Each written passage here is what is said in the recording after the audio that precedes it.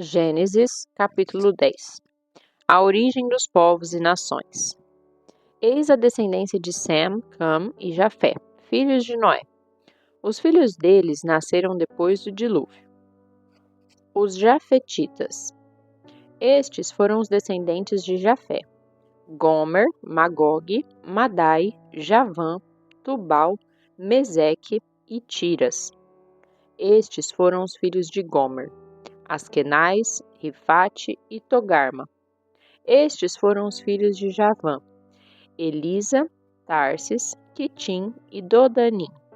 Deles descendem os povos marítimos, os quais se dividiram em seu território, conforme a sua língua, cada um segundo os clãs das suas nações. Os Camitas.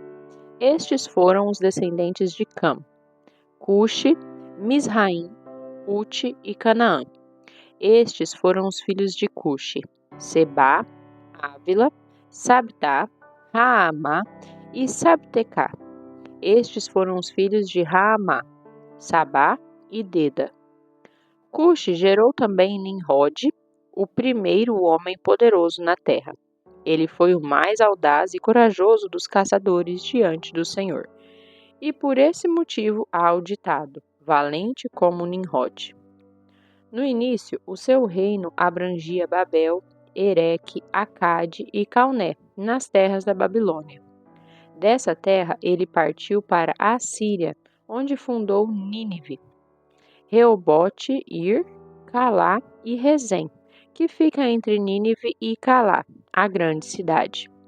Misraim deu origem aos Luditas, Anamitas, Leabitas, Naftuitas, Patruzitas, Casluitas, dos quais descenderam os filisteus e os Caftoritas. Canaã gerou Sidom, seu filho mais velho, os Sidônios, os primeiros, e os Hititas. Também deu origem aos Jebuseus, aos Amorreus, aos Girgaceus, aos Eveus, aos Arqueus, aos Silneus, aos Arvadeus, aos Zemareus e aos Amateus. E mais tarde se espalharam as famílias dos cananeus. E os limites das terras de Canaã estendiam-se desde Sidom, indo até Gerar, e chegavam a Gaza, e de lá prosseguiam até Sodoma, Gomorra, Admá e Zeboim, até Lasa. São esses os povos e culturas que descenderam de Cam, conforme os seus grupos familiares e línguas em seus territórios e nações. Os Semitas.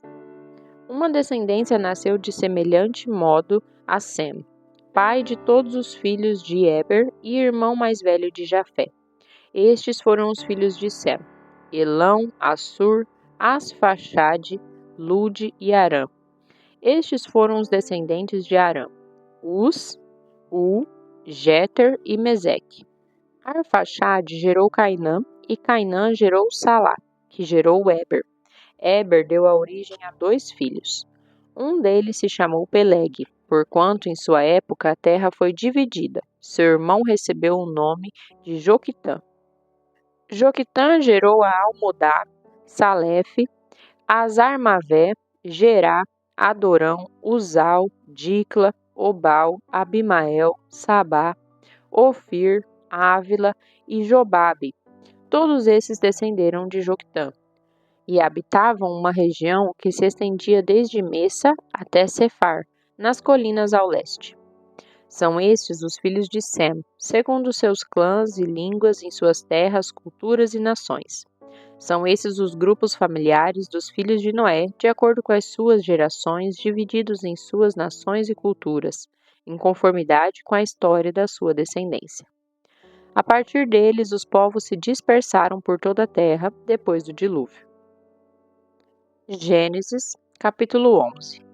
A história da Torre de Babilônia. Em todo o mundo, as pessoas se serviam de uma mesma língua e de uma única maneira de falar. Quando os seres humanos emigraram para o Oriente, encontraram uma planície em Sinear e ali se estabeleceram. Combinaram uns com os outros: vinde, façamos tijolos e cozamo-los ao fogo. O tijolo lhes serviu de pedra e o betume de argamassa. E decidiram mais: vinde, construamos uma cidade e uma torre cujo ápice penetre nos céus. Dessa forma, o nosso nome será honrado por todos e jamais seremos dispersos pela face da terra. O Senhor desceu para observar a cidade e a torre que os homens estavam erguendo. Então declarou o Senhor: Eis que a humanidade se constituiu em um só povo e falam todos a mesma língua, e essa construção é apenas o início das suas iniciativas. Em breve, nada poderá impedi-los de realizar o que quiserem. Portanto, vinde, desçamos, confundamos a linguagem dos seres humanos, a fim de que não mais se entendam uns com os outros. E foi dessa maneira que o Senhor os espalhou dali por toda a terra, e pararam de erguer a cidade. Por isso ficou conhecida como Babel, porquanto ali o Senhor confundiu a língua de todo o mundo. E assim, desde a Babilônia, o Senhor dispersou a humanidade sobre a face da terra. A descendência de Sem. Eis o registro das gerações de Sem. Passados 2 anos do dilúvio, ao completar 100 anos de idade, Sem gerou Arfaxade. Depois do nascimento de Arfaxade, Sem viveu mais 500 anos e gerou filhos e filhas. Quando Arfaxade completou 35 anos de idade, gerou Salá. Depois do nascimento de Salá, Arfaxade viveu mais 403 anos e gerou filhos e filhas. Quando Salá completou 30 anos de idade, gerou Eber. Depois do nascimento de Eber, Salá viveu mais 403 anos e gerou filhos e filhas. Quando Eber completou 34 anos de idade, gerou Peleg. Depois do nascimento de Peleg, Eber viveu mais 430 anos e gerou filhos e filhas. Quando Peleg completou 30 anos de idade, gerou Reu. Depois do nascimento de Reu, Peleg viveu mais 209 anos e gerou filhos e filhas. Quando Reu completou 32 anos de idade, gerou Serug. Depois do nascimento de Serug, Reu viveu mais 207 anos e gerou filhos e filhas. Quando Serug completou 30 anos de idade, gerou Naor. Depois do nascimento de Naor, Serug viveu mais 200 anos e gerou filhos e filhas. Quando Naor completou 29 anos de idade, gerou Terá. Depois do nascimento de Terá, Naor viveu mais 119 anos e gerou filhos e filhas. Quando Terá completou 70 anos de idade, havia gerado Abrão, Naor e Harã. Eis, portanto, a história da descendência de Terá. Terá gerou Abrão, Naor e Harã gerou Ló. Harã morreu na presença do seu pai Terá, em sua terra natal, chamada de Ur dos Caldeus. Mais tarde, tanto Abrão como seu irmão Naor casaram-se. O nome da esposa de Abrão era Sarai, e o nome da esposa de Naor era Milca. Esta era filha de Harã, pai de Milca e de Iscá. Entretanto, Sarai era estéril, não tinha filhos. Terá decidiu sair da cidade de Ur, na Babilônia, e rumar para a terra de Canaã.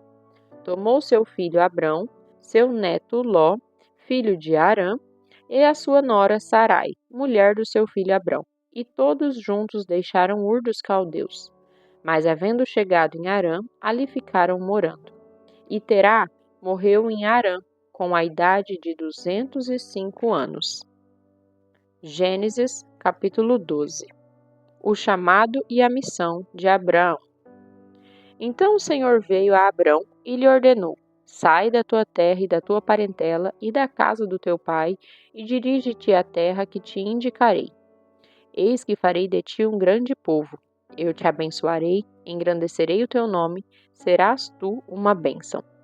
Abençoarei os que te abençoarem, amaldiçoarei aquele que te amaldiçoar.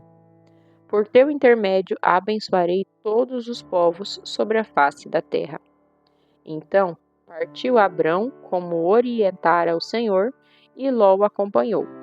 Abrão tinha 75 anos de idade quando saiu das terras de Harã. Levou consigo sua esposa Sarai, seu sobrinho Ló, todos os bens que haviam conseguido amealhar e todos os escravos comprados em Harã. Tomaram o rumo das terras de Canaã e lá chegaram. Abrão atravessou toda a terra até o lugar onde ficava uma árvore sagrada, chamada Carvalho de Moré, em Siquém. Naquele tempo, os cananeus viviam nessa região. Então o Senhor apareceu a Abrão e lhe prometeu: é a tua descendência que darei esta terra. E Abrão construiu ali um altar dedicado a Yahvé, porquanto ali o Senhor havia aparecido e falado com ele. Dali prosseguiu Abrão rumo às colinas a leste de Betel, onde armou seu acampamento, tendo Betel a oeste e Ai a leste. Edificou também neste lugar um altar em sinal de louvor e adoração ao Senhor e invocou o nome de Deus. Mais tarde, Abrão partiu dali e seguiu em direção ao Neguebe, região sul das terras de Canaã. Abrão migra para o Egito. Contudo, sobreveio grande escassez e fome sobre as terras de Canaã, e Abrão desceu para o Egito, para ali viver algum tempo, porquanto a falta de alimento assolava a terra. Quando estavam chegando ao Egito, ocorreu a Abrão propor a Sarai, sua esposa: Escuta com atenção, tu és uma mulher muito bonita. Portanto, quando os egípcios contemplarem a tua formosura, alegarão: é a mulher dele, e me matarão, preservando a tua vida. Sendo assim, suplico-te, dize que és minha irmã, para que me tratem bem por consideração a ti, e por tua causa conservem também a minha vida. De fato, quando Abrão chegou ao Egito, os egípcios viram que Sarai era uma mulher muito bela. Viram-na os oficiais da corte de Faraó e a elogiaram sobremaneira diante do seu monarca. E Sarai foi levada ao palácio de Faraó. Este, por causa dela, tratou muito bem a Abrão, que recebeu ovelhas, bois, jumentos e jumentas, servos e servas, e vários camelos. Contudo, por causa de Sarai, o Senhor Deus castigou Faraó, sua família e toda a sua corte, com doenças horríveis. Por este motivo, certo dia Faraó ordena que Abrão seja trazido à sua presença e indaga-lhe: Que é isso que me fizestes? Por que não me declaraste que ela era tua mulher? Por que me alegastes, ela é minha irmã, de modo que eu a tomasse como minha mulher? Agora, portanto, eis a tua mulher de volta. Toma e vai-te. Em seguida, Faraó deu ordens expressas para que todo o necessário fosse se providenciado a fim de que Abrão deixasse imediatamente o Egito, levando consigo a sua mulher e tudo o que possuía.